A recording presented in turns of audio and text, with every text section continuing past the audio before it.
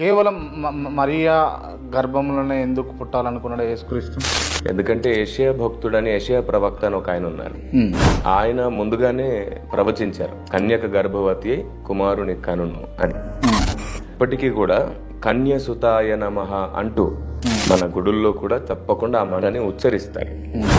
పంచగాయాయ నమః అనే ప్రస్తావిస్తారు. కాబట్టి కన్యక పుట్టడం, 5 గాయాలు పొందడం, మన కొరికే మరణించి తిరిగి లేవడం, ఇలాంటివి ఎన్నో సంగతులు మన పెద్దలు నమ్మారు.